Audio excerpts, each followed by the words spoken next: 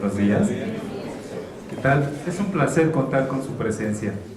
Para dar inicio a nuestra tercera plática del ciclo de conferencias de la Cátedra RIESED 2015, me permito informarles que como parte del Programa Interno de Protección Civil de la Universidad del Desarrollo Empresarial y Pedagógico, se les comunica que en caso de cualquier eventualidad deberán seguir las indicaciones de nuestro personal administrativo. De igual forma, se solicita de la manera más atenta apaguen sus teléfonos celulares. Esto con el fin de desarrollar esta actividad sin contratiempos. Soy Iván Pozos y tengo el honor de conducir este evento. Agradezco la presencia de nuestras autoridades universitarias, también a docentes y estudiantes de licenciatura y posgrado, así como de nuestros invitados especiales. A todos ustedes, gracias. A continuación, cedo la palabra a la doctora Adriana Plasencia, vicerrectora de posgrado e investigación, para que realice la presentación de nuestro invitado. Doctora, por favor. Muy buen día. Buenos días, doctor Gil Antón. Pues la Universidad del Desarrollo Empresarial y Pedagógico les da la más cordial bienvenida. Pues hace un momento aparecía en la pantalla justo algunas carátulas de la revista de investigación sobre estudios de los sistemas educativos, RIESED, y esta cátedra, junto con otras pláticas que se han venido desarrollando en la universidad, forman parte del ciclo de conferencias 2015 que la cátedra RIESED está promoviendo. La cátedra es una iniciativa conjunta de esta universidad junto con la Academia Internacional de Ciencias Político-Administrativas y Estudios de Futuro y del Grupo de Investigación en Gobierno, y Administración y Políticas Públicas del Instituto Universitario de Investigación Ortega y Gasset. Es un espacio fundamental para el diálogo, la interacción, la reflexión, no solamente en términos de los temas educativos, sino de temas interdisciplinarios desde diferentes perspectivas, y lo que se busca es impulsar pues una serie de iniciativas académicas sobre las principales cuestiones que afectan a la educación, que interesan y por supuesto preocupan a la sociedad actual. Para nosotros es un verdadero gusto que el doctor Manuel Gil Antón pues haya accedido a visitarnos el día de hoy. El currículum, la hoja de vida del doctor Gil Antón es extraordinariamente extensa. Nos envió una síntesis que de todas maneras sigue siendo muy extensa, pero bueno, pues yo estoy segura que muchos de ustedes lo conocen. El doctor pues inició sus estudios de licenciatura en sociología y es maestro en ciencias sociales con especialidad en sociología en la Facultad Latinoamericana de Ciencias Sociales, además de que pues también es licenciado en filosofía por la Universidad Iberoamericana. El doctor Gil Antón pues tiene una larga trayectoria como profesor e investigador, particularmente pues en la Universidad Autónoma Metropolitana, en el campus de Azcapotzalco, dando cátedra pues nada más y nada menos que por casi 31 años, y en Iztapalapa también, en el campus de la UAM. A partir del 2010 el Colegio de México tuvo el tino y el acierto de incorporarlo al Centro de Estudios Sociológicos, y sus publicaciones más recientes, porque también la lista de publicaciones y documentos que ha elaborado el doctor Gil Antón es muy amplia, pero en estos casos lo que se menciona son las publicaciones más recientes.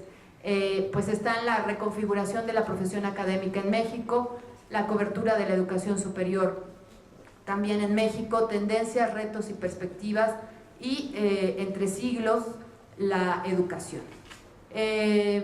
Por otro lado, bueno, pues el doctor es investigador nivel 3 del Sistema Nacional de Investigadores y miembro de la Asamblea de Asociados del Colegio Madrid y de la Junta de Gobierno de esta misma institución, Hoy pues nos honra con su presencia, con un tema por demás actual, por demás pertinente, pero sobre todo con muchas expectativas, no solamente para quienes están involucrados en el sistema educativo de manera profesional, sino para la sociedad en su conjunto y lo que esto puede suponer para el resto de la sociedad.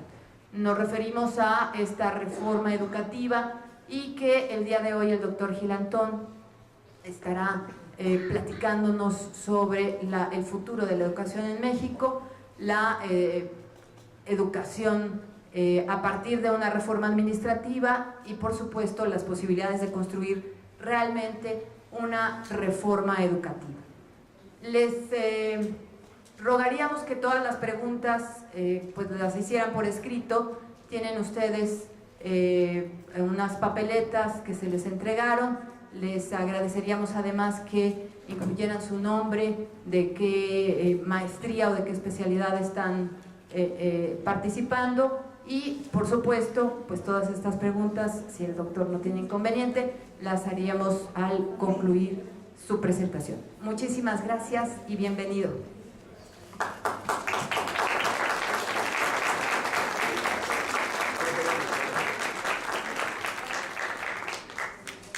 Hola.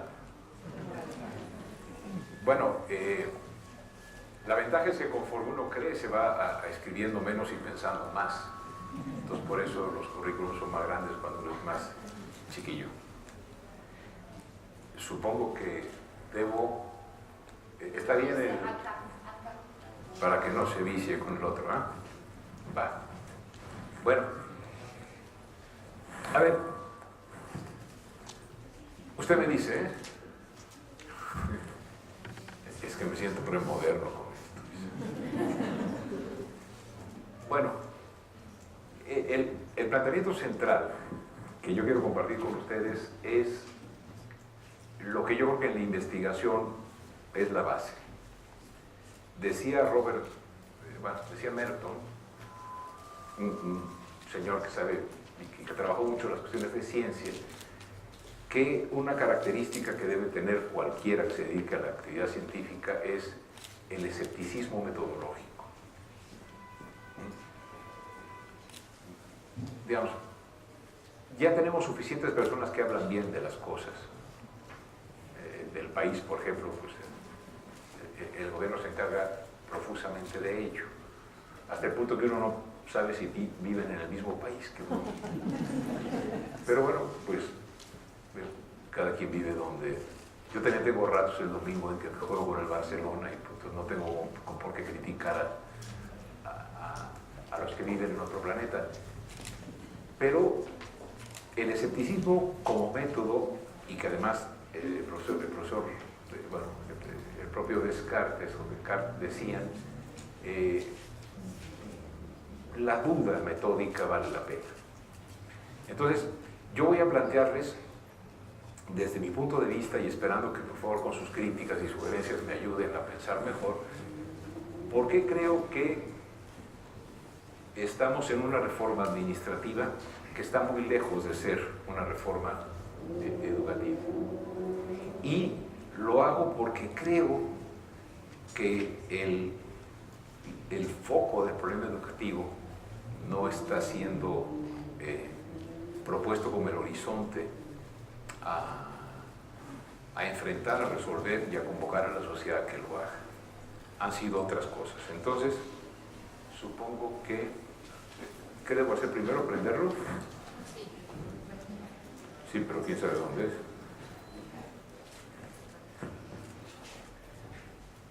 Hecho. Gracias. Todas las gracias de las cosas estas son los muchachos del doctorado que me ayudaron a hacerlo, y procuraré no leer el PowerPoint porque sé que ustedes saben leer, ¿no? Un próximo proyecto de investigación va a ser una oda contra el PowerPoint, porque no sé si les haya tocado que van a una conferencia y el señor que habla lee lo que uno lee, ¿no? Entonces me parece que hemos perdido la posibilidad de la conversación. Entonces preparé hagan de cuenta como una agenda de lo que quiero hacer, ¿no? Compartir con ustedes. Y por eso le llamé el sendero. Creo que si no tenemos alguna claridad en términos de el concepto de equidad en la educación y el y una sana diferencia entre fines y medios, no podemos avanzar en la complejidad del problema educativo que tiene el país. Y luego, si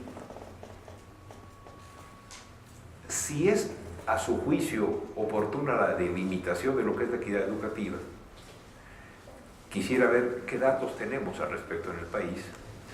Y luego, si la diferencia entre medios y fines es importante, hay que ver si estamos ante una reforma que está enfatizando los medios y no está midiendo el impacto que tendría esto en los fines, ¿no? Para después compartirles las principales líneas en que yo ando pensando, ¿no? para ese tema. Entonces,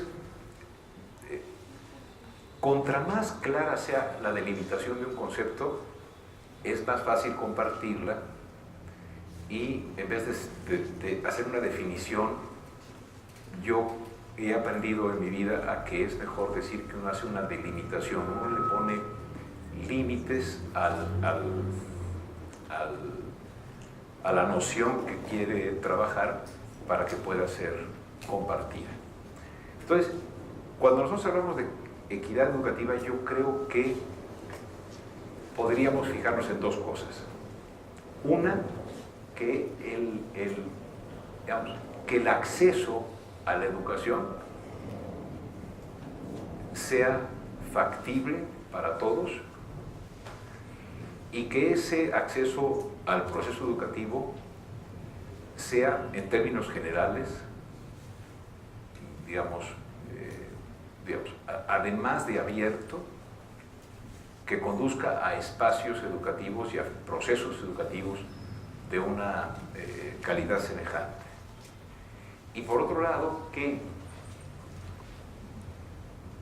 logremos uno de los más importantes objetivos que tuvo el establecimiento de la educación en el siglo XIX, en una sociedad en la que ya Dios se redujo al ámbito privado y ya no estaba regulando el ámbito público,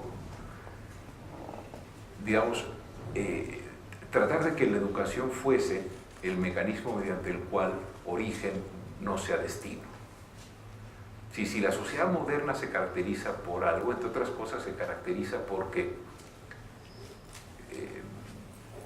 diría Parsons, ya no es nuestra nacencia la que condiciona o determina nuestro futuro. A eso le llamaba roles adscritos, o sea, si nacías paria te quedabas paria, si nacías, hijo de papá sin educación te quedabas sin educación, y al revés, ¿no? Se reproducían las ventajas, se reproducían las desventajas. La sociedad moderna lo que propone es que tiene movilidad social y por eso podemos pasar de roles adscritos a un sistema de roles adquiridos.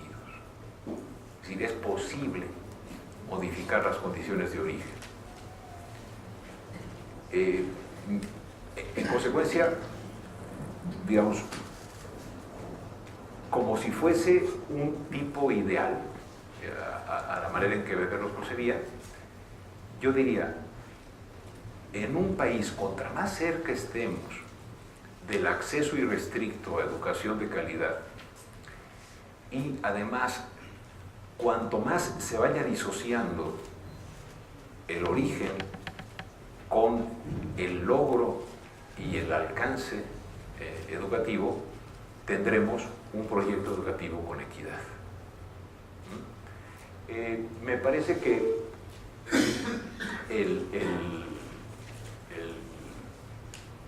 hay una estoy haciendo mal, ¿verdad? Ok. Hay otra manera de decir lo que ustedes pueden leer, ¿no? Pero que se concreta en lo mismo. Y lo podemos ir haciendo pregunta. ¿qué tan accesible es hoy para los mexicanos llegar no solo a un pupitre, no solo a ser parte de las listas que un profesor pasa para la asistencia, sino a un proceso educativo en serio? Y por otro lado, ¿qué tan lejos estamos de que en este país social casi siempre sea un extraordinario predictor de nuestro futuro? Es lo mismo que decía antes, pero aquí aflojándole un poquito, ¿no?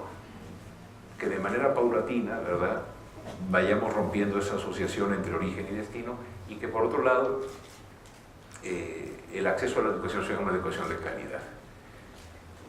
Y luego otra cuestión que quiero proponerles es que me parece que el país, en general todos los gobiernos, pero por lo menos en el país en que vivimos nosotros, en muchas políticas públicas, en muchos programas de gobierno, se dice la finalidad es X y los fines para lograrla son Y. Cuando pase el tiempo, la valoración de la política no consiste en si llegamos al fin, sino si se incrementaron los medios. Es decir, no tenemos y no estamos acostumbrados a exigir como ciudadanos a las autoridades una valoración del impacto de esos medios para ese fin. Es decir, hay una falacia lógica, así la entiendo, ¿no? Si los medios son los recursos instrumentales para llegar a modificar algo, no se vale entonces decir que ellos son los fines, porque el horizonte a modificar es el que tiene que ser puesto a la consideración crítica social. Y no suele hacerse. Yo pensé, antes de antier, que terminé la presentación, poner dos ejemplos, uno de educación superior y otro de educación, y otro de combate a la pobreza, para ilustrar, después de la cuestión de la equidad, esta confusión de medios y fines. Creo que me voy a saltar no el tema, sino lo voy a hacer un poquito más sencillo. Hace 1994, ¿cuánto nos separa? 21 años, ¿no? No sabíamos quiénes eran los profesores universitarios, lo platicábamos hace un ratito, y entonces nosotros tratamos en un grupo de investigación al que me dio muchísimo gusto pertenecer, dijimos, a ver, hay tantas plazas, hay tantos puestos, pero las plazas de trabajo y los puestos de trabajo son como los ángeles en la Edad Media, no tienen sexo, no tienen, no tienen género, no tienen rasgo, no tienen edad, ¿no? Son como los ángeles. Y entonces nosotros lo que teníamos era el conocimiento de la plantilla administrativa, no teníamos el conocimiento de esos actores. Cuando se hizo trabajo sobre ellos, descubrimos que, si quieren se los platico en términos personales, mi papá estudió 4 años de primaria y mi mamá una muy buena primaria en las Vizcaínas, porque vivían en mesones en el centro. Hasta el momento tiene mejor ortografía que yo. Entonces, antes de terminar los estudios de filosofía, la UAM sacó convocatorias buscando profesores donde los hubiera, y sin haber terminado los estudios de licenciatura, me contrató la UAM como profesor de tiempo completo definitivo para hacer docencia y investigación, sin haber tenido ninguna experiencia previa de docencia ni de investigación, porque lo que había habido era una gigantesca expansión y había que poner a alguien que hiciera las veces de profesor. Me acuerdo que me hice el examen de oposición contra mí mismo y con un montón de esfuerzo gané. Tuve que echarle muchas ganas para ganar. En ese entonces por cada puesto había a veces una persona. Hoy por cada puesto equivalente hay 14 que tienen que tener postdoctorado, ¿no? Los tiempos cambian y es cosa de nacer a tiempo. Eso sí está difícil que se pueda calcular. Pero bueno, entonces, digamos, aunque hay allí un relato, lo que quiero decirles es que cuando yo le avisé a mi papá que me habían contratado de profesor en la universidad, probablemente aquí en el café que está junto a la Comer, ¿no?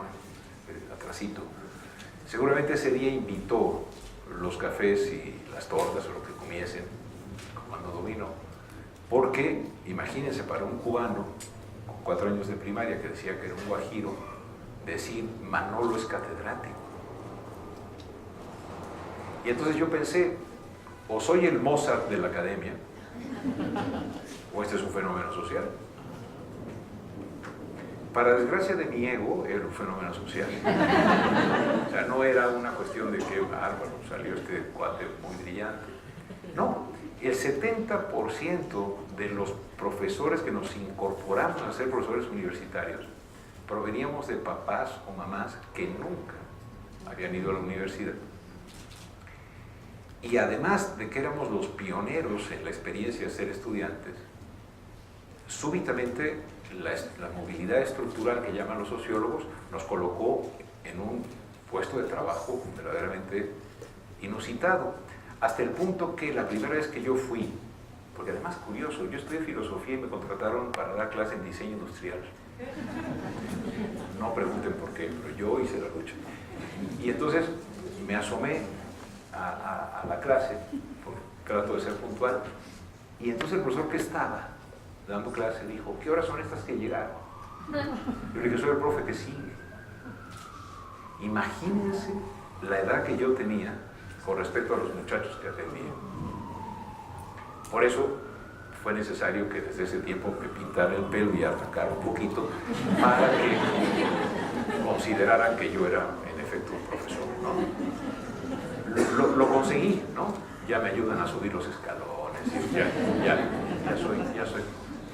Bueno, entonces se decide que, dada la expansión, tenemos fragilidad disciplinaria. Y en consecuencia, aprovechando que hubo una crisis durísima en los años 80, entre 82 y 89, dijeron, órale, si quieren recuperar el dinero que ganaban antes, háganse doctores, escriban artículos en inglés, desprecien la docencia, sobre todo en licenciatura, para que sean de veras académicos. Y el argumento fue que si nos doctorábamos, iba a mejorar la docencia. Ese era el fin. Ser doctor era un medio.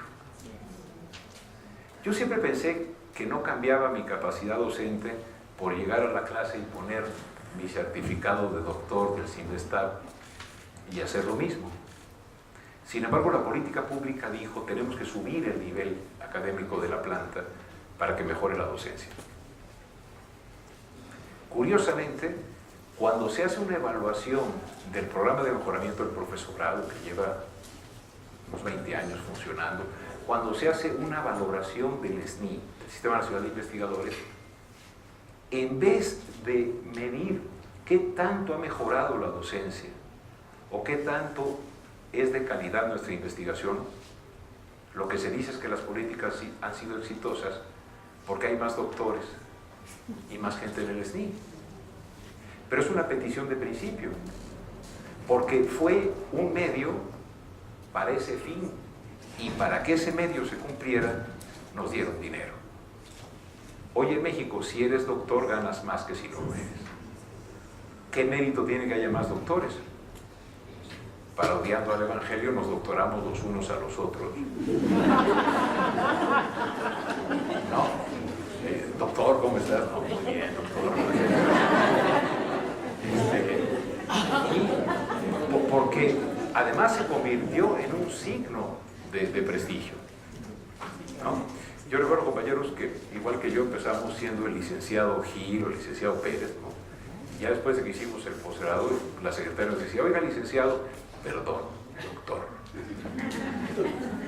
Como se dice aquí en Narvarte, donde yo viví, chale. Pero lo que quiero argumentar a fondo es que no tiene sentido justipreciar el efecto de una política pública si se fija uno en la cantidad de personas que se incorporaron a los medios, a los instrumentos que se decía que eran necesarios para determinado fin, sobre todo cuando se le puso dinero a que lo estuviéramos. No tiene gracia. Por supuesto que hay más gente en el SNI, ahora son 22,000. Hay más personas que tenemos doctorado, pues porque en la UAM, por ejemplo, son 5 salarios mínimos adicionales a partir de que consigues el doctorado y hasta que te mueres si no te lo quitan. Y en general a uno no le quitan el doctorado, ¿no? Aunque lo doctor no quita lo que la naturaleza no da, soy el primer ejemplo. Sí es cierto que ahí se mete dinero y se mete prestigio. Por ejemplo, pensando en el SNI, el Sistema Nacional de Investigadores fue apoyemos para que la gente haga investigación. Y dicen los profesores que coordinan el SNI cada vez es mejor. ¿Por qué? Porque ya somos 22,000. No, perdone, ¿cómo está la calidad y el impacto de lo que publicamos? Al confundir medios con fines, ¿no? Lo que hacemos es hacer caer en una falacia lógica. Segundo ejemplo. La semana pasada, en el foro para mostrar, por instrucciones del presidente Peña Nieto, cómo van avanzando las reformas estructurales, le tocó el turno a Ruiz Esparza, de Comunicaciones y Transportes. Y entonces, a los que estábamos ahí, o lo vimos por YouTube, lo pueden ver por YouTube, dijo, la cosa está fantástica, ¿no? Y para mostrar que estaba fantástica, intervino Rosario Robles para decir que estaba fantástico lo que había hecho la Secretaría de Comunicaciones y Transportes, porque les había dado chance de entregar 10 millones de televisiones. Y luego el licenciado Choifet dijo que estaba bien padre y que agradecía muy cumplidamente a Ruiz Esparza que les hubiera dado conectividad en las escuelas para que usaran tabletas. Y entonces dijo que habían dado 2 millones y pico, que al día siguiente daban otras 5, y que bueno, digamos, va a haber más gente con tableta que con zapatos, ¿no? Pero de nuevo, el acceso a internet, el acceso a muchos muchachitos que de otra manera no tendrían acceso a la tableta o a la laptop, que también hablaba de eso, no tiene por qué ser evaluado indicando cuántos tienen, sino qué efecto tuvo en el aprendizaje. Porque cuando el presidente Fox determinó que con Enciclomedia se abría el salón de clases del siglo XXI, al hacer evaluaciones, los muchachos que estaban en Enciclomedia tenían menor calificación que los que no tenían Enciclomedia. O sea, los fierros no hacen conocimiento, ¿no? Esos tienen que estar metidos en un programa pedagógico, que es lo que ustedes estudian, ¿no? Y hay uno tercero, entonces me voy a pasar estos que, perdónenme que vayan así, ¿no? Pero está bien suave porque es el combate a la pobreza. Solidaridad, luego se llama Progresa, creo que se llamó Oportunidades y ahora se llama Prospera, ¿no? Bueno, por nombres no variados. No lo sé. Entonces, lo que dicen es, estos programas están hechos para que se rompa la reproducción intergeneracional de la pobreza. Ese es el fin. Y los medios es entregarle a las familias que están en situación de pobreza recursos, transferencias monetarias, condicionadas a que vayan a la escuela, lleven a los chiquitos al hospital y les den nutrientes. Esos son los medios que, de cumplirse, evitarían que hubiera en la próxima generación pobreza. Bueno, pues resulta que no se ha roto la reproducción intergeneracional de la pobreza. Las evaluaciones de impacto de pobreza o de oportunidades muestran que no, porque a los que lo diseñaron se les olvidó que tú puedes hacer, como decía Pacerón, que el hijo de un obrero sea gerente, pero lo que no puedes hacer es la escuela lo que no puede hacer es el puesto de gerente. Entonces, échales toda la educación que quieras, con el acta de nacimiento entrégales el doctorado, ¿no? Para que hasta te salga barato.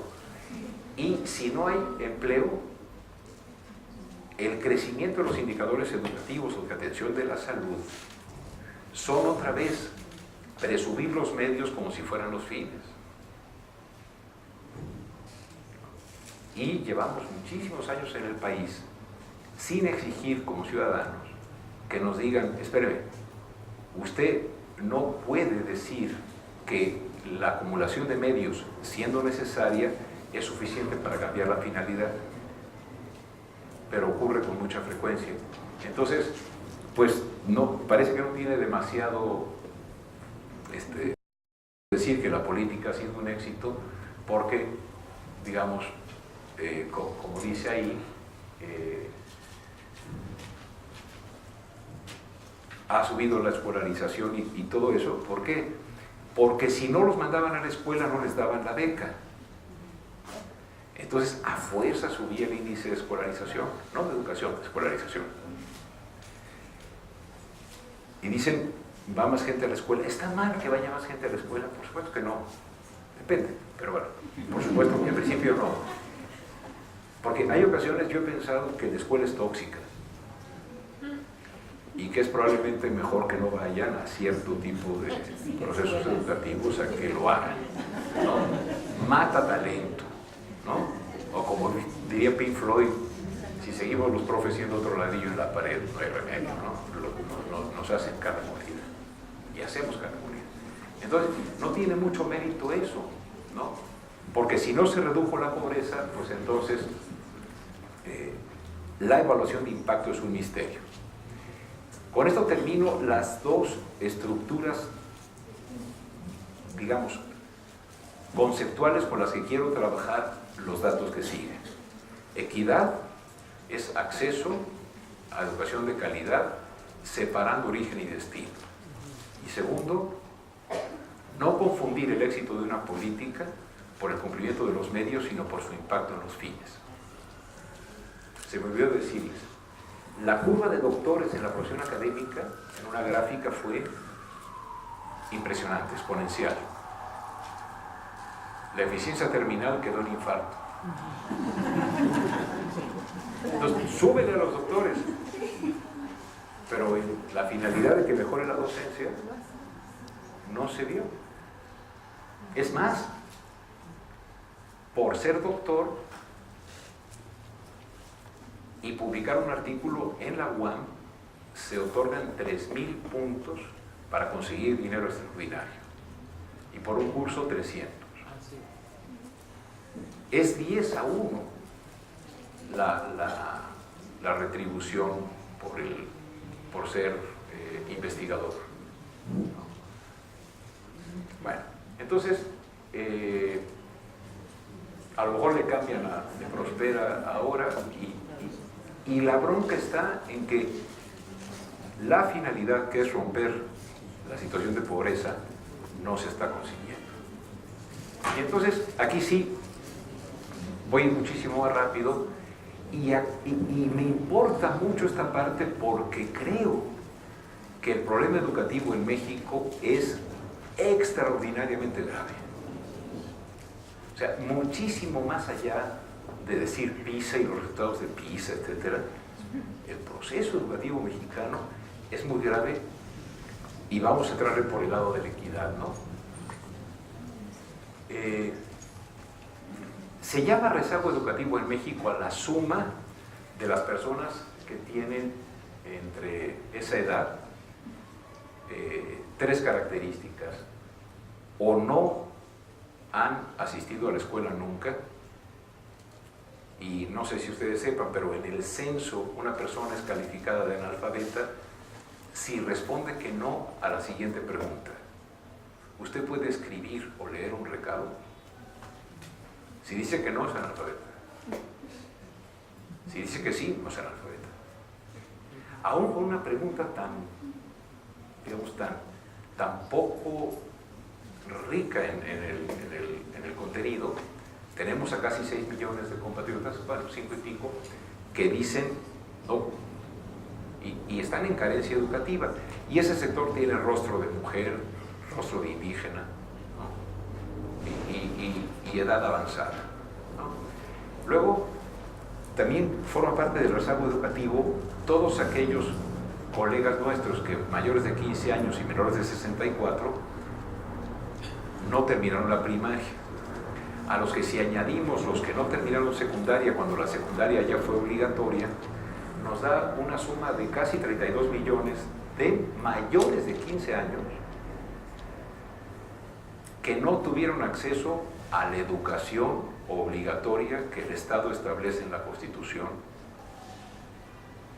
Y esos 32 millones son más o menos el 43% de ese grupo de edad, que es una manera bastante aproximada de decir cuál es el rezago escolar, aunque se llame rezago educativo, de la población en ese rango de edad. A los 15 años todos debimos terminar secundaria. Bueno, 32 millones de mexicanos mayores de esa edad no lo hicieron. Y es muy probable que bastantes de ellos, aunque respondan que sí pueden leer y escribir un recado, no tengan una capacidad de lectoescritura avanzada, ni siquiera suficiente. Entonces, tenemos un rezago educativo muy fuerte. Ahora, otro eje es que cuando se ha tratado de ver qué pasa después de, fíjense, primaria, secundaria y prepa, o sea, los que terminan prepa, después de 12 años de educación, 6 de cada 10 no saben leer y escribir de manera adecuada. 12 años de escuela y la lectoescritura no es patrimonio, no de los que se fueron, sino de los que se quedaron.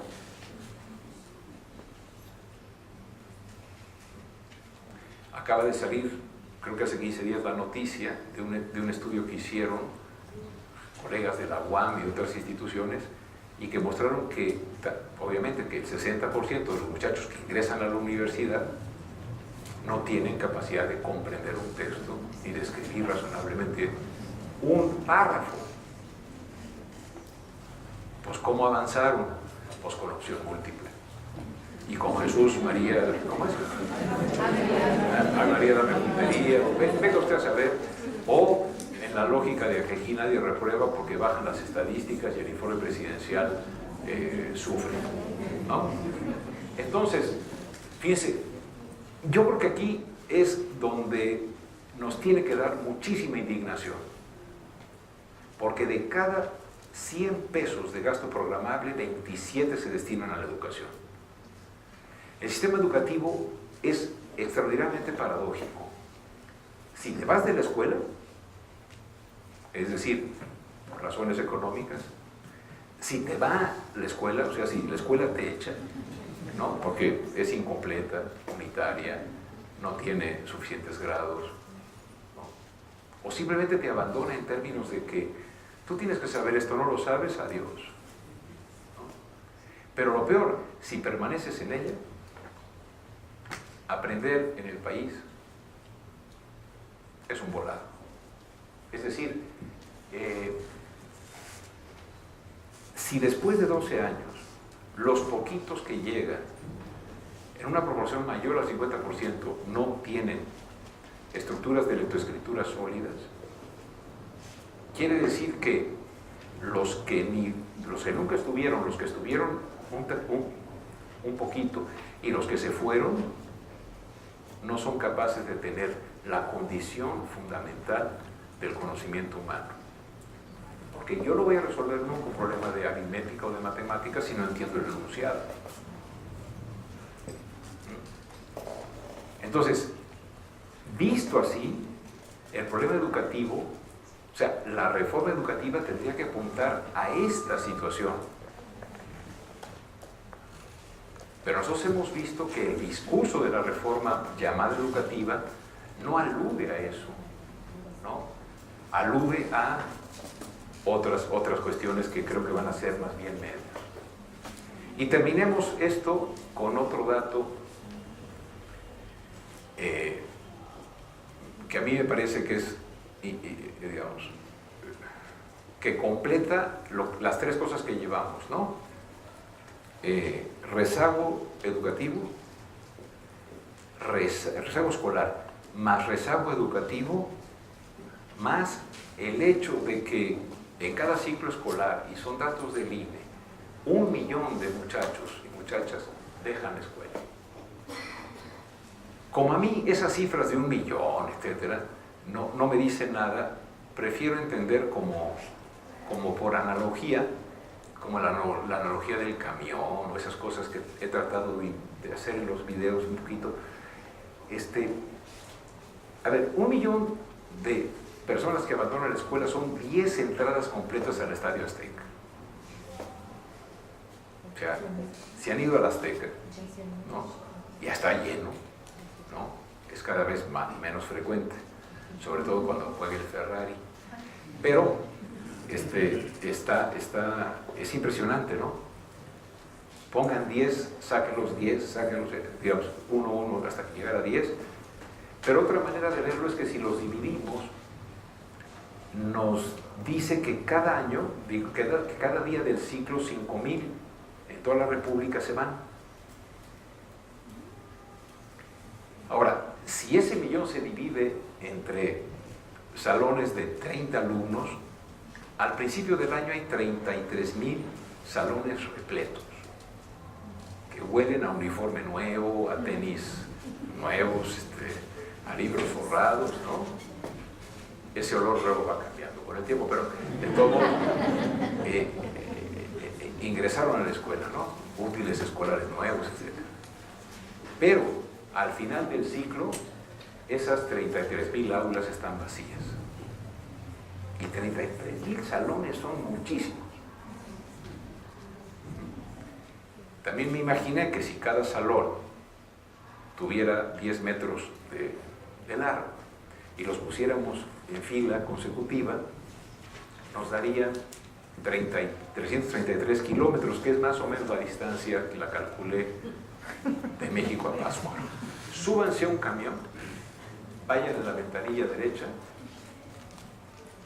y imagínense 333 kilómetros de salones que cuando arrancaron de la Ciudad de México estaban llenos y llegando a Pátzcuaro están vacíos. Donde había vida y polvo. Como decía el grupo Kansas, polvo en el viento. Si no comprendemos que esto es una tragedia para el país, si no entendemos que aquí hay un enorme tigre metido, como decía el poeta Eduardo Lizalde, entonces, cuando nos dicen que va a haber una reforma educativa, pues nosotros decimos, pero para resolver esto, este es el fin, ¿no? ¿Cuáles son los medios? ¿Se acuerdan que la otra definición de la delimitación de equidad era que se fuese rompiendo la relación entre origen y destino? Miren, ahí está, ustedes lo pueden ver, la probabilidad de llegar a la educación superior según la escolaridad del padre. sea, mientras que los papás que tienen posgrado básicamente tienen hijos e hijas que llegan a la universidad, los que no tienen educación, pues su probabilidad no llega ni a uno. Perdón, si uno es la probabilidad total, pues no llega ni a punto 0,1, ni a punto 0,5. A ver, sin educación no llegas si el papá no tiene educación, no llegas a educación superior. Más o menos, si tiene licenciatura, la mitad llega. Es decir, la curva de la desigualdad, que aquí se va a ver, genera progresiones extraordinariamente marcadas por la desigualdad social. La gráfica de la izquierda, las primeras dos, la más oscura nos indica el ingreso a la primaria de los niños de estratos muy bajos y la otra de estratos altos. Vean cómo el ingreso a la primaria no tiene bronca, pero el pasaje a terminarla se cae. La transición a la secundaria, el término de la secundaria, el pasaje a la media y el ingreso a la superior. Es decir, los que más requieren educación son los que son más abandonados o abandonan la escuela. Esto quiere decir que si juntamos todo lo que hemos dicho, la escuela, en lugar de ser el sistema promotor de la ruptura de la desigualdad social, no solamente sigue a la desigualdad social, sino que la incrementa. El principal productor de rezago educativo en este país es el sistema escolar, porque sigue y reproduce a la desigualdad que tenemos.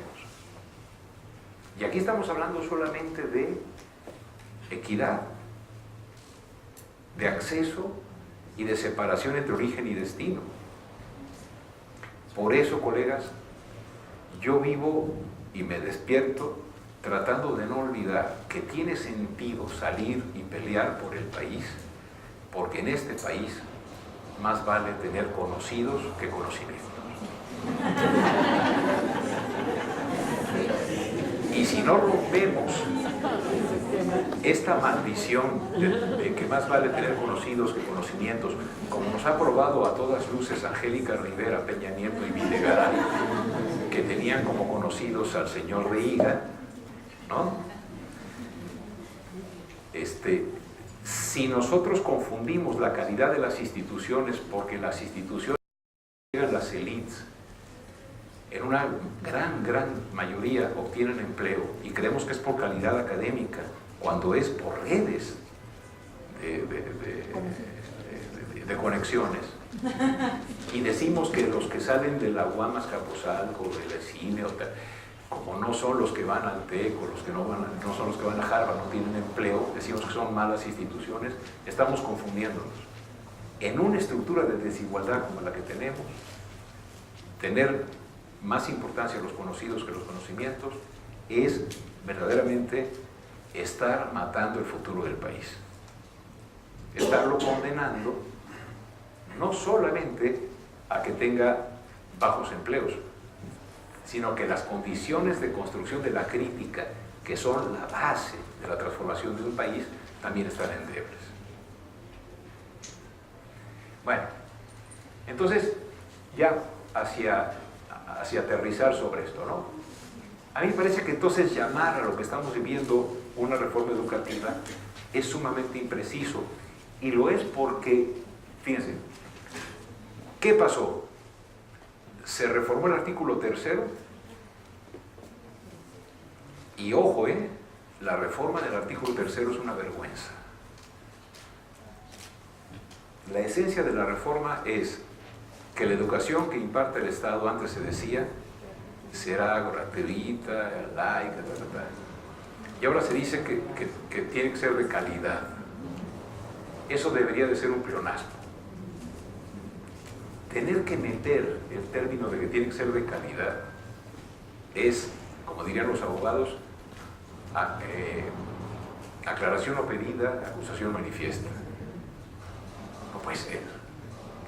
Y no puede ser que el secretario Cordero haya dicho que con 6,000 pesos una familia podía comprar un coche y hasta pagar una colegiatura. Oiga, señor, usted es el responsable de un gobierno que da educación pública.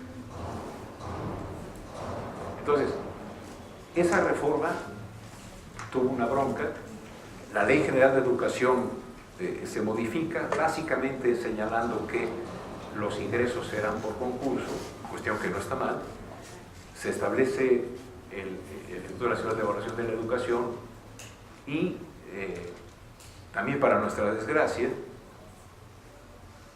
por primera vez la SEP reconoce que no tiene ni idea de cuántas escuelas, profesores y estudiantes hay. Y se dice, señores, hemos venido a mover a México. ¿Sí? Lo tuvieron 50 años estático, hasta el punto que no sabían, por el uso político que se le daba al sistema educativo, ni siquiera cuántas escuelas había. Hacer un censo en el 2013, después que la SEP se funda en 1920, es un signo espantoso. Y la otra es, vamos a profesionalizar al magisterio.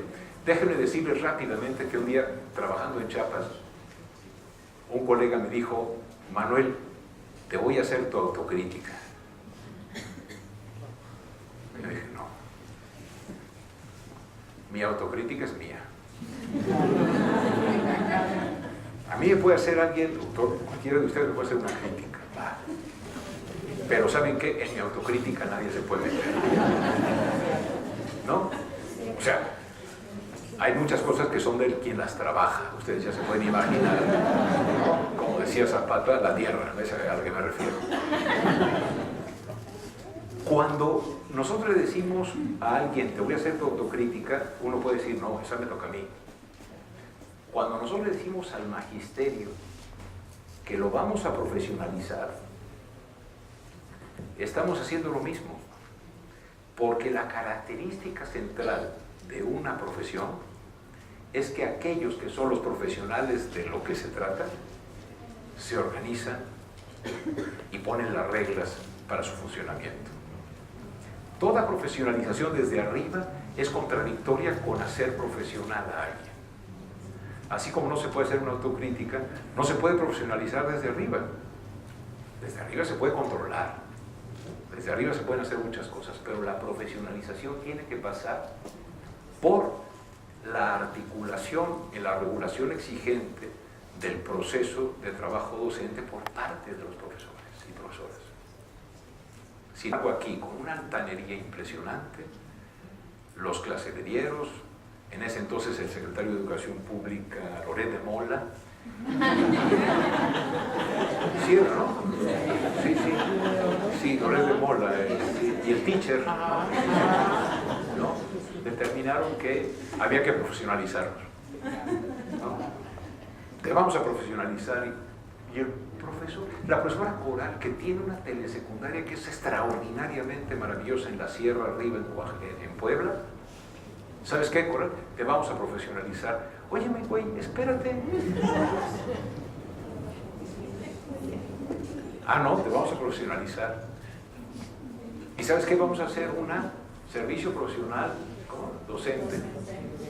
Y si lo estudian, ustedes son pedagogos, verán que lo que es un servicio no profesional docente, es un servicio, es una ley para el ingreso, la permanencia y el despido. No hay. No hay. Es decir, lo que hizo Felipe Calderón y Peña en la iniciativa conjunta de la transición, que fue la reforma laboral para abaratar el despido, se traduce en esta ley. Porque ni siquiera marca una estructura de carrera. No, lo que dice es, ¿cómo ingresas? Y si en 2 años no lo haces, ¿cómo te echo? ¿No? Ojo, no estoy en contra de que mejoremos los sistemas de ingreso a la profesión docente son muy importantes. Lo que sí me parece que no está bien es que en vez de que haya concursos de oposición, que por lo general y en el mundo son, digamos, hechos por pares, ahora 5 personas, que son la junta directiva del INE, hagan en exámenes de opción múltiple, que tengan la posibilidad, a través de ese mecanismo, de decir quién es idóneo y quién no. Es más, que una parte del juicio de idoneidad sea si tienen valores morales, con un examen de opción múltiple. Imagínense la pregunta: si unos niños se pelean en su salón, ¿los mata? Opción A. Opción B, arma usted los rings para que sean 3 minutos. Opción C, interviene diciendo que el diálogo es lo mejor.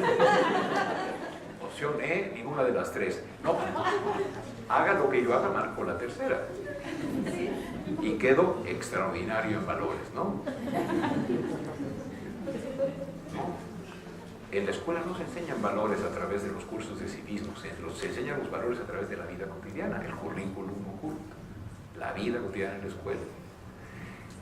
Entonces, bueno, estamos teniendo eso, pero en el mejor de los casos, volviendo al tema, serían medios, no fines. Se supone que a través de concursos, ya no herencias ni venta de plazas, a través de la profesionalización desde arriba, lo que tendríamos sería una mejora de la educación en México, que se traduciría, uno, en que cada vez más muchachos y muchachas terminen sus estudios de educación básica sabiendo leer y escribir, estableciendo relaciones lógicas y sabiéndose ubicar en el mundo. No mucho se necesita como proyecto educativo, como filosofía educativa. Y la otra es que, pues cada vez esa educación tenga sentido, porque tenemos una economía ávida de conocimiento. La educación va a tener sentido para la economía cuando la economía requiera conocimiento. Si la economía lo que requiere es fuerza de trabajo bruta, en el sentido de, no de tonta, sino de fuerza, ¿no? Fuerza de trabajo así muy literal. ¿Qué hace un doctor en México? O chambea en la universidad o está desempleado. Porque nuestra industria no requiere doctores, porque está maquilando, está armando cosas. Bueno, si esto tiene algo de razón, todo lo que se está proponiendo es, creo yo, una reforma a la gestión a la administración del proceso de ingreso, pero no está ocurriendo un planteamiento pedagógico, un planteamiento, digamos, de proyecto educativo. En consecuencia, ¿cómo puedo evaluar a un profesor sin ello? Pues lo evalúo contra el modelo finlandés. Ya sabes que no somos finlandeses. ¿Cómo modifico, si es que tengo esa vocación y esa fuerza, la estructura de las normales? No. Aquí lo que importa es que la gente entre por concurso, que hagan exámenes, etc. Son medios, no son medios que podríamos llamar incorrectos, pueden tener sus ajustes y sus mejorías, pero no son el fin. El fin es que la estructura y el proceso educativo sean más relevantes y mejoren la vida.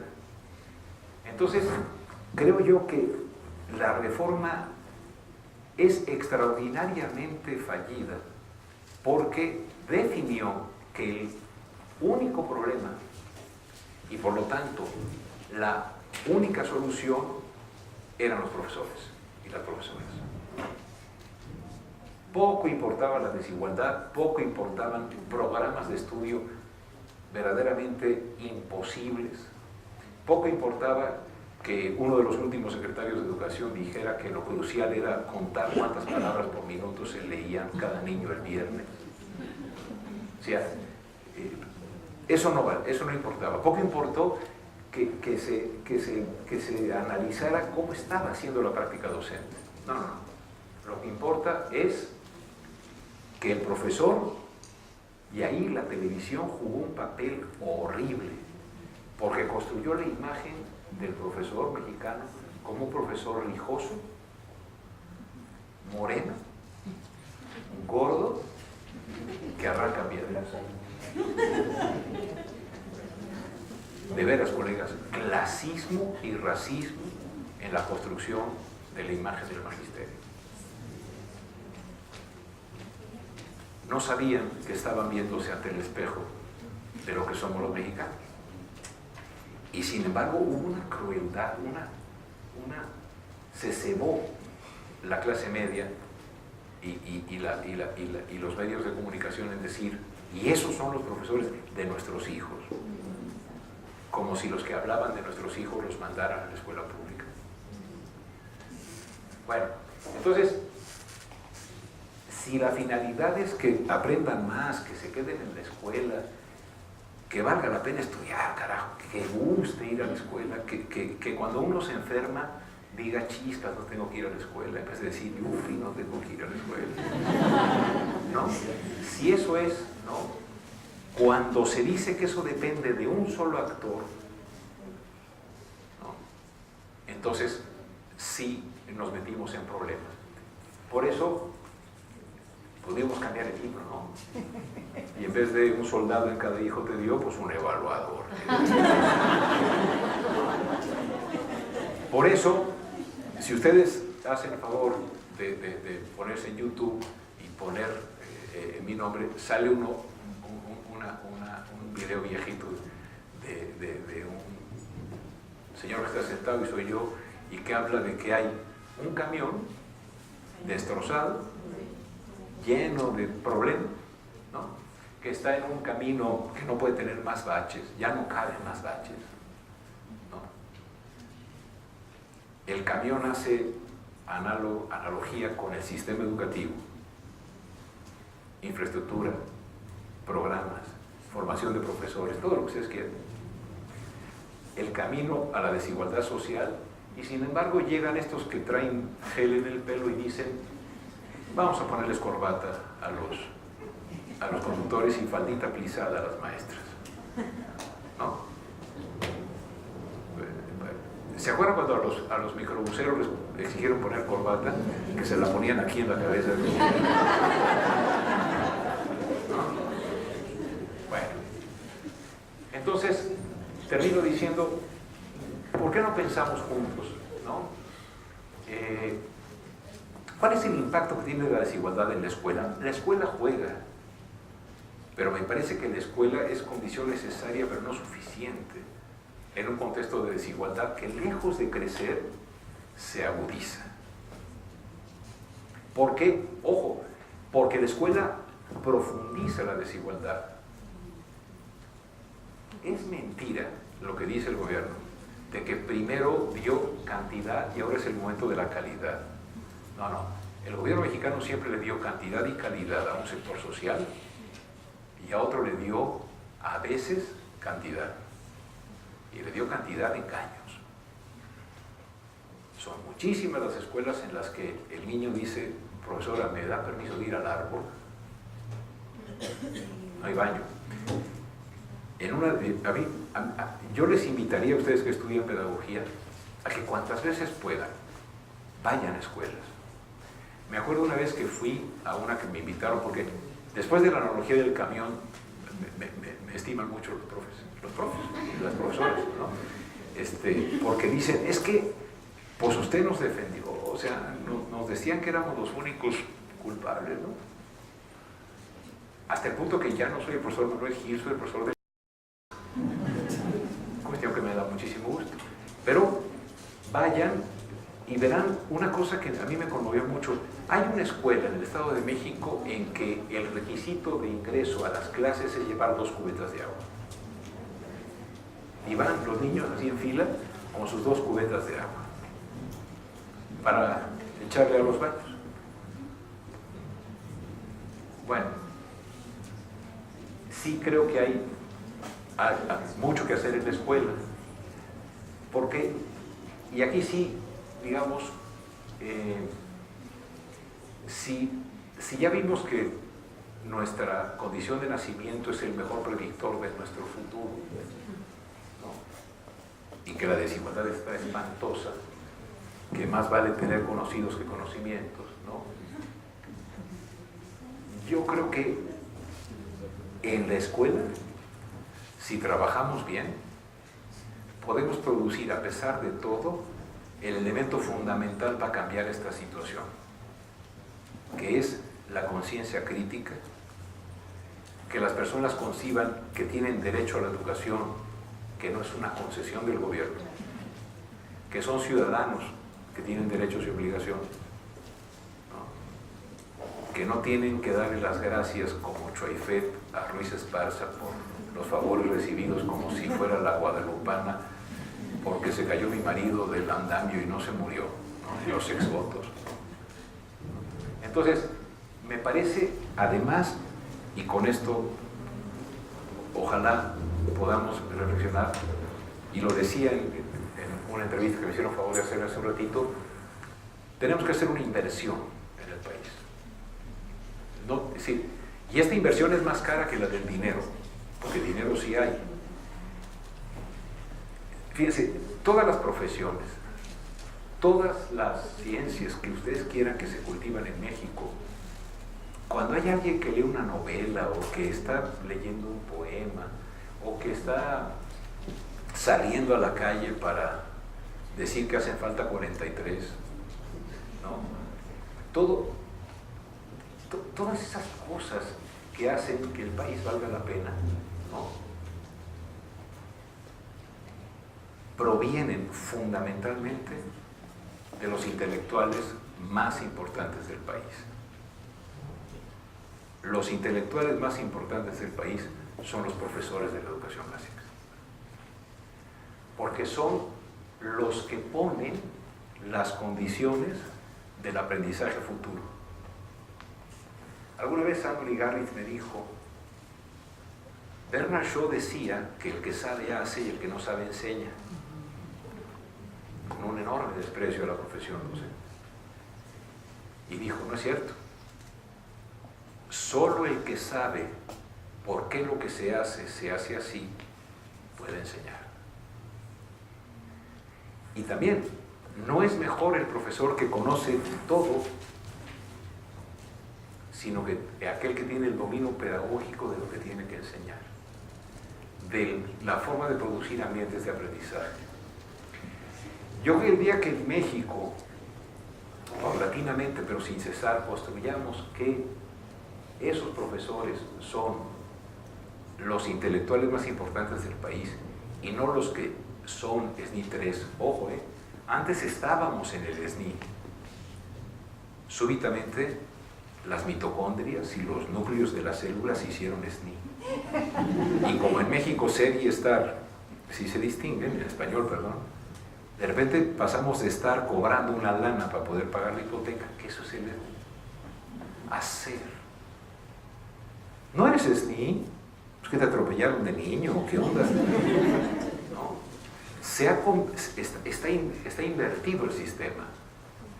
Las personas que nos enseñan a aprender toda la vida y luego son capaces de dejarnos ir para que sigamos aprendiendo, deben ser, no lo son, deben ser los intelectuales más importantes en nuestro país.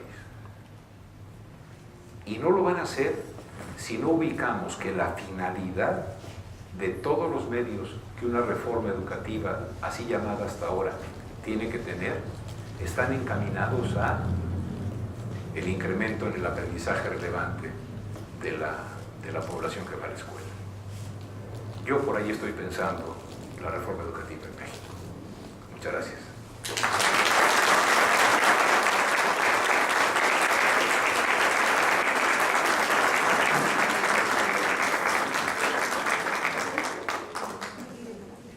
Pues después de esta interesante plática que más que respuestas nos deja más preguntas y más inquietudes, pues yo los invito a que entreguen sus preguntas a nuestras compañeras y compañeros que están recibiéndolas, pero pues como siempre hay un sistema autoritario en cualquier condición social y estoy usando yo el micrófono. Voy a aprovechar para hacer una pregunta. Entonces, ¿por dónde empezamos? Es decir, hay muchos indicadores, sobre todo cuando nos abrimos a este mundo global. Pensamos que es necesario contar y saber bajo qué contexto estamos trabajando. A lo mejor desde lo administrativo, quien habla es administradora pública, entonces pues el diseño de una buena administración del sistema educativo me parece fundamental. Prometo no hacer la autocrítica, pero sí me parece que es necesario tener un sistema de administración de un contexto educativo no solamente complejo, amplio, gracias, no solamente complejo, amplio, sino diverso, multicultural, porque además todo lo pensamos como si viviéramos en la Narvarte, ¿no? Todo lo pensamos como si viviéramos en la Ciudad de México desde un contexto urbano, y lo cierto es que la escuela pública que existe en Iztapalapa no es la misma escuela, ni siquiera de San Jerónimo, por ejemplo, y estamos hablando de la misma ciudad. Y efectivamente, cuando estas reformas vienen de arriba hacia abajo, tienen poca efectividad en la operación, pero también los gremios tan cerrados, con una endogamia en su DNA, asumen que nadie es capaz de evaluarlos, nadie tiene los suficientes indicadores para evaluarlos.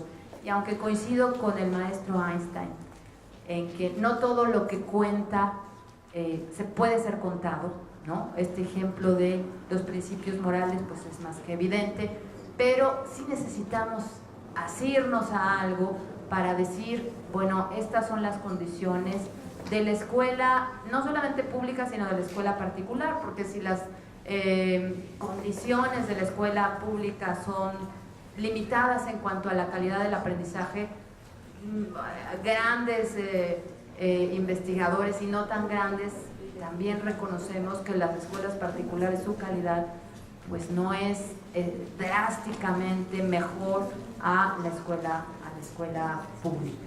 Sin embargo, sí coincido en que los profesores son un elemento importante, no el único, como lo dice un reporte muy interesante a nivel mundial, el reporte McKinsey, que señala que bueno, pues los profesores son el elemento fundamental para transformar y operar cualquier sistema educativo.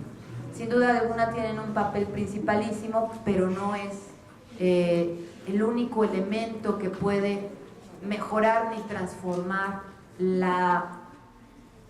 pues no quisiera decir la calidad de la educación, pero sí el objetivo primero de la educación básica, por ejemplo, que es pues aprender a leer y escribir, sumar, restar, multiplicar y dividir, y conocer más o menos nuestro país. Bajo las circunstancias de desigualdad en las que vivimos, existe un futuro de condiciones mínimas para construir un piso más parejo en nuestro país, con los profesores que no quieren ser evaluados porque efectivamente no reconocen a la autoridad educativa o no reconocen los medios de la autoridad educativa para evaluarse, pero tampoco han propuesto del lado de los profesores pues una manera de evaluarse desde la perspectiva del magisterio. Yo quisiera incluir aquí algunas otras preguntas. Los estudiantes que están presentes, Manuel, doctor, participan en diferentes programas de la universidad, algunos son de la licenciatura en pedagogía, algunos son del doctorado en educación, algunos son de las maestrías en planeación educativa, y bueno, muchos de ellos son profesores frente a aula. Dicho esto, pasaría yo a leer, si me lo permites, algunas de las preguntas que, por ejemplo, nos hace Carlota Castorena, estudiante de doctorado. Dice ella, más que una pregunta, es un planteamiento: conciencia crítica sí, para modificar las relaciones de producción existentes. Excelente plática. Aquí hay una pregunta: ¿cuáles son las oportunidades de arreglar el camino y un mejor conductor ante el regreso del PRI autoritario? No dice nombre, espero que no piensen que vamos a tener alguna represión si manifiestan su nombre. La libertad siempre es importante y viva la diferencia. María Elena Acosta, del posgrado, dice dificultades en el aprendizaje. En el posgrado de dificultades en el aprendizaje. Compartimos las ideas, el compromiso y la interrogante. ¿Cómo? Aquí, pues, otra pregunta, dice: estos intelectuales que mencionas, ¿crees que estarían dispuestos a trabajar en ámbitos administrativos? Y dice aquí, bueno, ¿cuál sería la mejor forma para observar y evaluar la función del docente? Gabriela Escamilla Cortés. Otra más: ¿por qué los pobres son los analfabetas y por qué los ricos son ricos? Para la reforma educativa, ¿esto realmente importa? Y pues, si estás de acuerdo, doctor, te cederíamos la palabra para que nos perdamos todo este cúmulo de preguntas. Bueno, más bien me las llevo, ¿no? Porque si son buenas, no las sé. Son nada más preguntas a las que quizá pudiera hacer comentarios, pero pues, de veras, sinceramente se los digo, como si estuviéramos en una reunión en la que se están pensando proyectos de tesis, estudios, etcétera, en las que yo podría sugerir algo con todo respeto a su conocimiento y a mi ignorancia. Por ejemplo, la cuestión de la administración, ¿no? Que, a ver, yo pregunto, ¿qué no hay estrategias de administración que tengan como eje construir primero a los socios que se entusiasmen por el cambio? Yo lo que echo de menos en este esfuerzo de reforma educativa es que yo no veo a los socios de la reforma. Yo veo totalmente fuera de la participación en la reforma los profesores y las profesoras. Los han considerado objetos. No les han preguntado nada. Miren, en una ocasión hasta me asusté mucho porque era martes santo del 2000 algo, y digo que era martes santo porque me acuerdo del susto. Imagínense que hablan a la casa y dice: lo comunico con el Liceo Traizet. Dije: en la torre, ¿no? Y doctor, ¿cómo está? Y no sé qué, y me invitaba a ser parte de las ternas para el Senado, para estar en el INE, ¿no? Y yo dije: bueno, pues sí, tipo Congreso Mexicano va a estar planchadito. Entonces lo que necesitan son ternas así muy plurales, ¿no? Para que, como sucedió, ganase en la terna 9200 el que habían designado ya los partidos. Entonces, bueno, yo le dije que me dejara pensarlo, ¿no? Y como al minuto ya sabía que no. No, pero al minuto anterior que me hablara, o sea. Pero en la siguiente oportunidad, que solo he tenido 2 llamadas, ¿no? Afortunadamente, fue para que participara en los foros de consulta. ¿Saben cómo fueron los foros de consulta? A cada profesor le dieron 5 minutos. No había ninguna posibilidad de diálogo. Y instaló a estos testigos sociales, ¿no?, que les solicitamos que fuera sin pago y público, quienes íbamos a ir. Yo fui a todos los de la básica. En los pasillos, los profesores decían: me mandaron. Vengo por instrucciones de mi supervisor, vengo por instrucciones de mi sección sindical.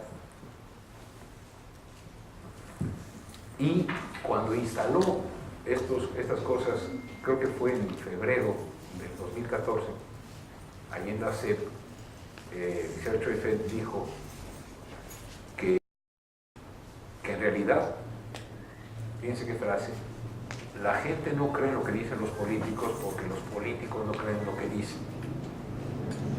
A él le gusta mucho decir ese tipo de referencias así a personas muy importantes, a Manja y todo. Y entonces yo dije, pero ¿sabe qué? Como yo estoy ya algo mayor, me acuerdo cuando su partido hacía las consultas del IEPES, en que para hacer el Plan Nacional de Desarrollo y el Plan Quinquenal, no sé cómo se llamaba eso, no, el Quinquenal creo que era de Soviética, pero algo así, hacían consultas y luego hacían lo que se les pegaba la gana. Entonces decía, si ya tienen el modelo educativo, pues ya no nos hagan hacer todo este circo, ¿no? Y dijo, le encargo a usted especialmente que me diga si estos foros sirvieron para hacer el modelo educativo. Y el día que se dieron los resultados finales, yo le dije, señor secretario, usted me encargó esto especialmente y yo le quiero decir que no. Que esto es decir, es absolutamente el inicio de lo que podría ser una consulta que tendría que ir en distintas secciones de la diversidad del país. Dijo, ¿está usted equivocado? En esta mesa yo he platicado con todos los secretarios generales de todas las secciones del CESP. No, pues traes puñal, mujer. O sea, ¿qué haces? Si tú confundes al magisterio con los dirigentes de las secciones sindicales, pues no has hablado con nadie, ¿no? Y al señalar que no había elementos para eso, por eso, digo, gracias por la pregunta, pero pues los expertos en administración, yo sí les pediría que me ayudaran. ¿Se puede hacer una modificación administrativa de fondo de los procesos de ingreso, promoción y permanencia para que haya evaluaciones exigentes que acepten los profesores como parte de su desarrollo si se les ha ignorado? Yo tengo dudas, pero pues tú le sabes a los de la administración, ¿no? Digamos, tu pregunta es, a ver, claro que se requiere modificar las cuestiones administrativas. Cuando tú hablabas, yo decía, pues sí, está muy mal. O sea, yo no estoy a favor de que se vendan o se hereden las plazas. Pero algún día un profesor me dijo, oiga, pero que tampoco se vendan o se hereden las subsecretarías. Había nombrado ayer. Entonces, una gigantesca exigencia hacia un actor al que no han convocado a que participe y una absoluta impunidad para los que controlan la gestión. Entonces, yo creo que sí, se requiere una modificación de la administración del sistema. Me parece que se requerirían modificaciones en los sistemas de administración de un sistema tan complejo, grande y diverso, como dijiste. Pero me atrevo a decir que un factor fundamental es construir los socios. Yo siento, por lo que he podido ver, no no me atrevo a decir que yo conozco al magisterio, pero a los profesores con los que he estado, lo que tienen es terror. Bien. ¿Quién les ha preguntado cuáles son las condiciones reales del ejercicio docente? Nadie. Sí, la observación en el aula de tus colegas no sería un mejor mecanismo también para mejorar. No se confía en que eso vaya a ser bueno. En fin, sobre la conciencia crítica, un día le pregunté a un viejo profesor del exilio español que vecindado acá, que si él creía que podía haber una universidad crítica y popular, etc., ¿no? Y me dijo, sí, pero lo primero que tiene que ser es una muy buena universidad. Entonces, yo considero que la conciencia crítica para el cambio es indispensable, por supuesto, pero tiene que estar basada, a mi juicio, en la escuela, en generar la mejor escuela posible y no transformarla en un espacio de generación de activistas o de promotores políticos. Creo que hay espacios para ello que también son muy importantes. ¿Qué hacer con el camión? La carretera y las corbatas. Bueno, yo aquí les voy a plantear con toda franqueza una hipótesis. Esta reforma educativa arrancó con una frase de Choiset y que también el presidente dijo: esta reforma se hace para recuperar para el Estado la rectoría de la educación. Desde mi punto de vista, lo que esta reforma ha hecho hasta el momento es recuperar para el gobierno la rectoría de la relación corporativa con el sindicato. E incluso con la gente. Porque las negociaciones en gobernación no son triviales. Es decir, estamos volviendo a mi juicio no a la recuperación de una entidad que esté preocupada por la educación, sino a una entidad que está más bien preocupada por el control del magisterio, no en términos de su papel como educadores, sino en términos de su papel como actores políticos a favor de la conservación del status quo. Tan es así que a mí me parece sumamente sospechoso que no haya ninguna queja al respecto de la reforma en las secciones del CENTE que no son de la coordinadora. Entonces, inquieto por ello, he ido a platicar con profesores de distintos estados y lo que me han dicho es: no, Manuel, la SEP le dio un plazo de un mes a todas las secciones para que regularizaran a todos sus aviadores y los pusieran frente al grupo, y luego mandaron la lista con la que hicieron la nómina. Me parece que hay un montón de simulación. Entonces, ¿no se está tocando el camión? No. Y si no se toca el camión, por ejemplo, vean ustedes el programa de química de secundaria. Es la versión resumida de la carrera de química de la UNAM en 6 meses. Menos, 4 meses.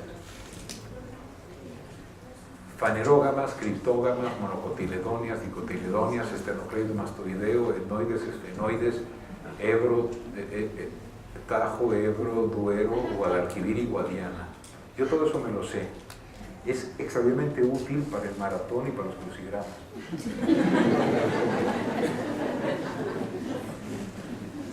Nuestro sistema es memorioso. Nuestro sistema aplaude las respuestas y cercena y castra las preguntas. El camión tiene que ser, análogamente, un sistema productor de preguntones, de aprendices, y está siendo consolidado como un sistema reproductor de respondones, pero no respondones indisciplinados, de gente especialista en responder y olvidar. No veo al camión mejorando.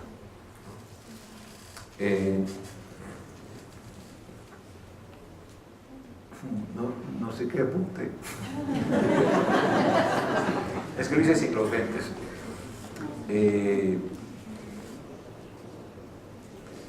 ¿Cómo evaluar?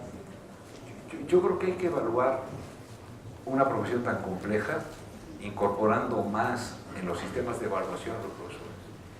Y el hecho de que la desigualdad social haga que la escuela reproduzca esa desigualdad, me parece que no es un problema escolar, es un problema político. Le hemos pedido a la escuela que resuelva todo: la obesidad, las adicciones, que mida cuántas palabras por minuto lee cada chiquito, cuántos centímetros de abdomen tiene.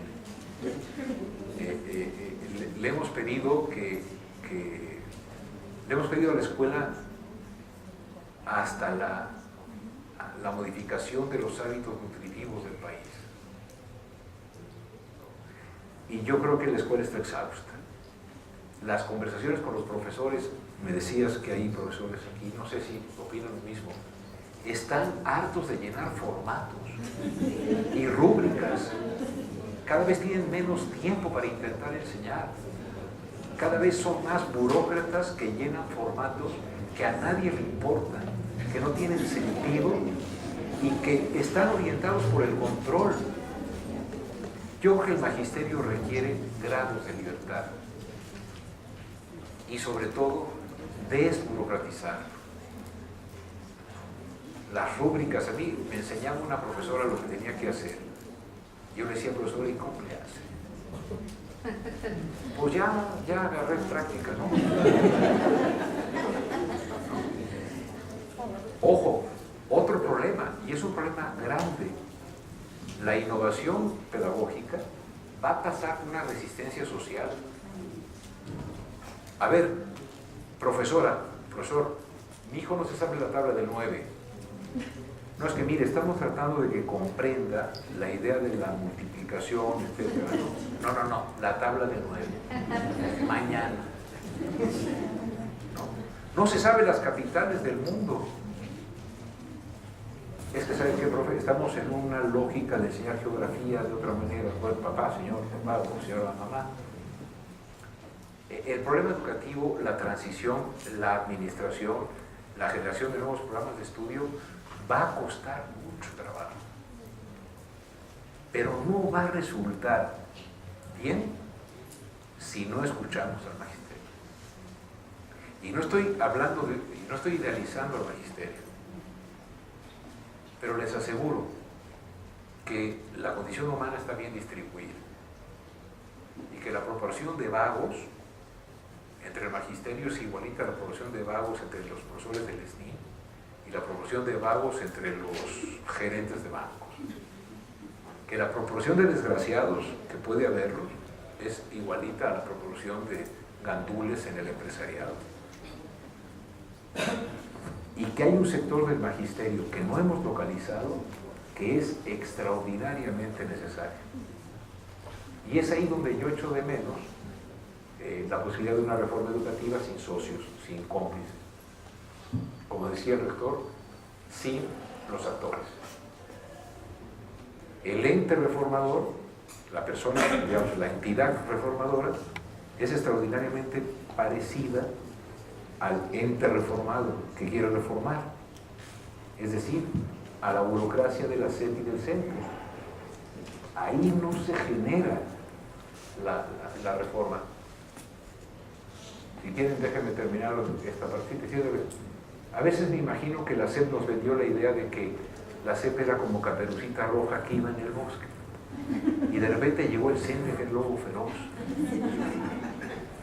No hay nada que se le haya concedido a la coordinadora o al CENTE que no haya sido pactado con la Secretaría de Educación Pública y con Hacienda. No es una SEP tomada por unos gandules, es la consolidación y cristalización de una complicidad en contra de la educación en México. Ese es el problema educativo.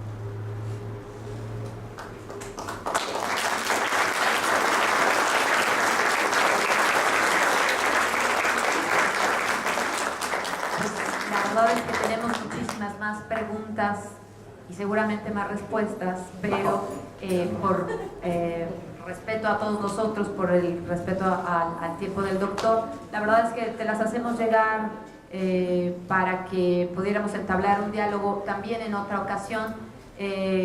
Yo solamente quisiera agradecer tu presencia, tu tiempo, tus conocimientos y tu experiencia.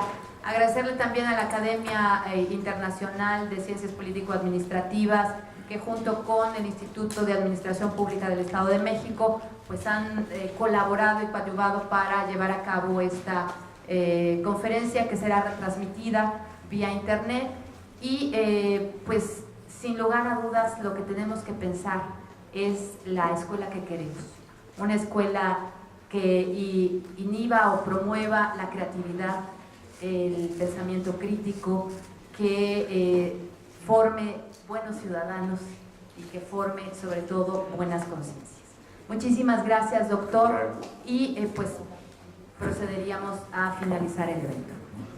Muchas gracias, doctora. También a usted, doctor Gilantón, por esta excelente charla.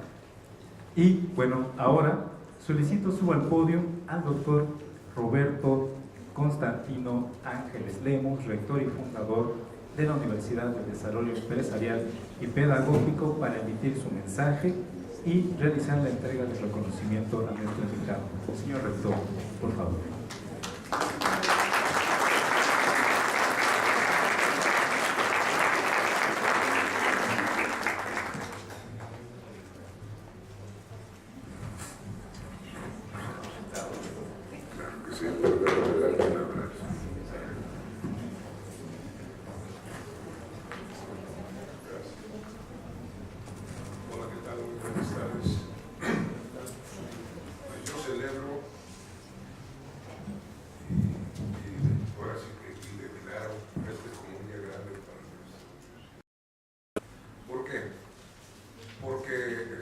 Que han puesto la mirada en nuestra universidad, el día de hoy se preparan para convertirse en los actores de los que acaba de hablar nuestro invitado, a quien le agradezco de lo que vale su participación con nosotros aquí en esta universidad. Muchas gracias.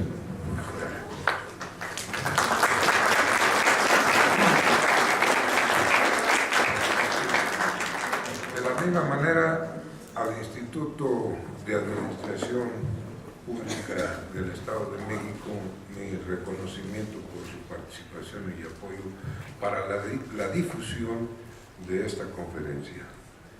He de decir a ustedes que el día de hoy, a mis 53 años de participación en la práctica educativa, así le llamo yo al oficio de todos los que de alguna manera participamos en ese quehacer cotidiano que se da en nuestras escuelas y en nuestras familias y en la sociedad en general, que consiste en formar a las nuevas generaciones.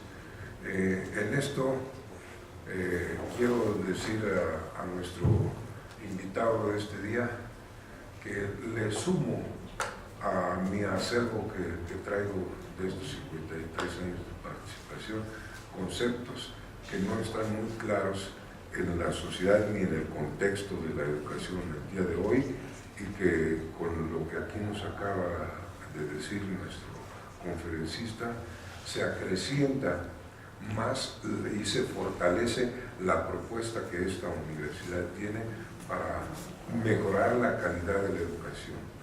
¿Por qué?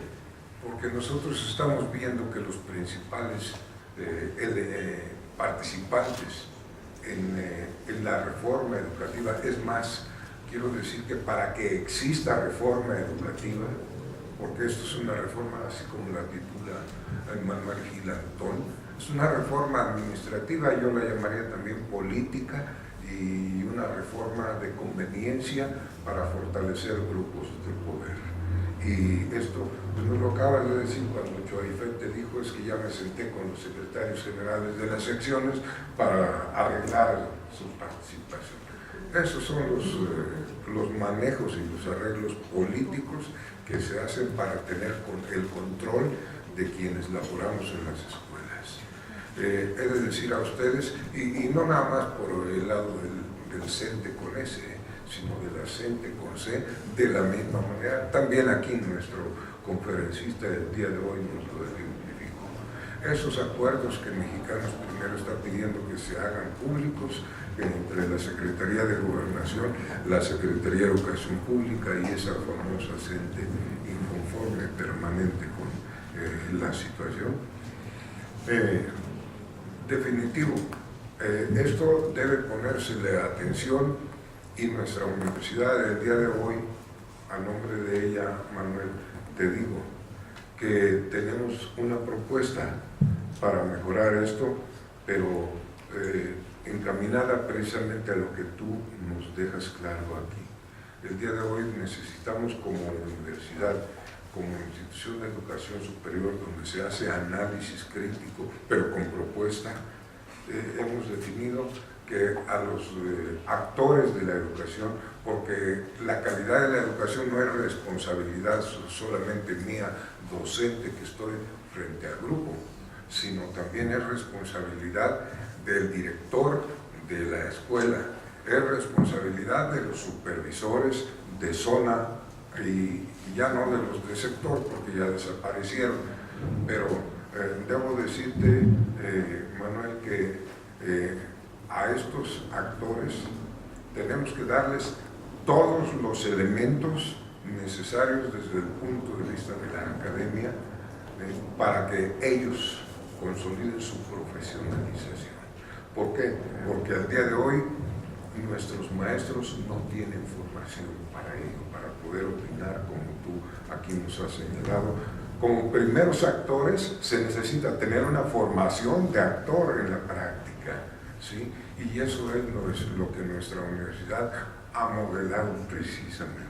El día de hoy aquí encuentras muchas caras de jóvenes y de algunos ya no muy jóvenes que han venido por su voluntad a decir yo quiero estudiar ese programa.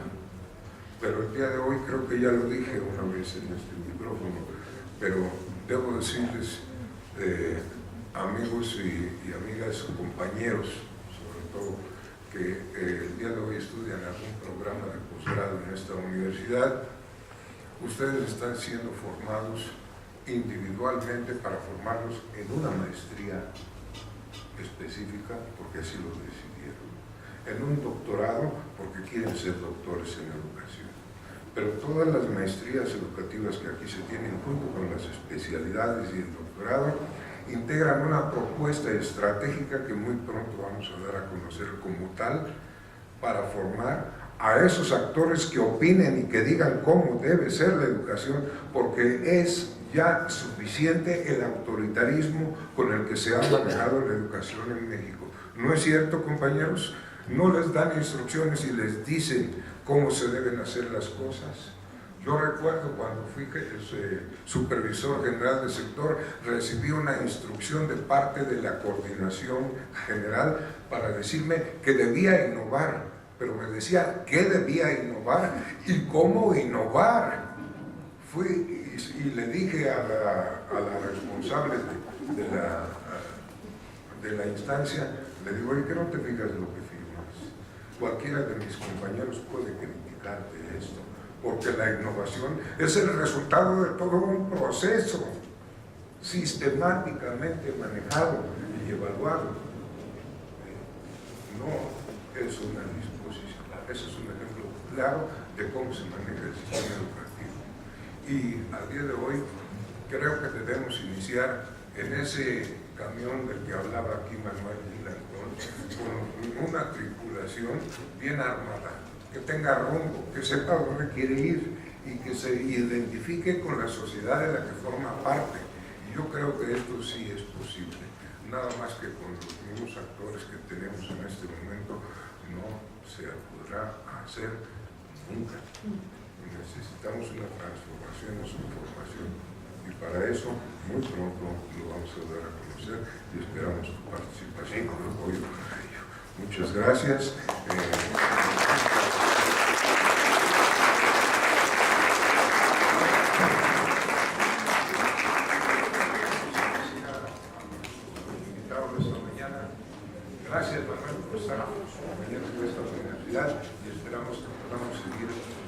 platicando y fortaleciendo la opinión de quienes tienen que participar en esto necesariamente, que son los maestros. Muchas gracias. Gracias a ustedes.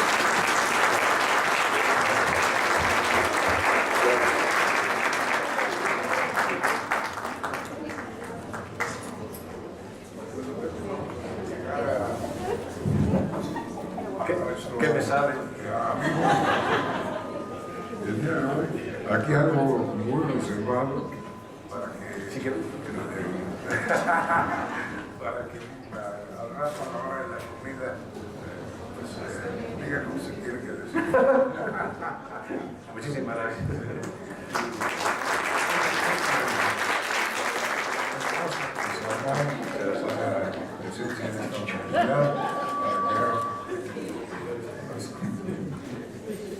Esto se lo voy a dar a mi mamá. Se lo pone en su cuarto. Quiero leer a ustedes el reconocimiento que otorgan este presente reconocimiento al doctor Manuel Gilantón por su participación en la conferencia magistral Educación a Futuro de la reforma educativa, de la reforma administrativa a la reforma educativa. Tenemos que llegar a ella, y haremos todo lo que sea necesario para que se logre. Como parte del ciclo de conferencias 2015 de la Cátedra RIESED, Educación y Sociedad. La suma de esfuerzos conduce al éxito. Gracias.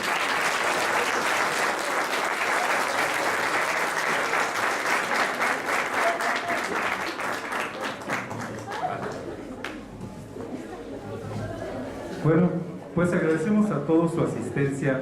Soy Iván Pozos y me despido reiterándoles nuestro lema universitario: la suma de esfuerzos conduce al éxito. Excelente tarde, hasta luego.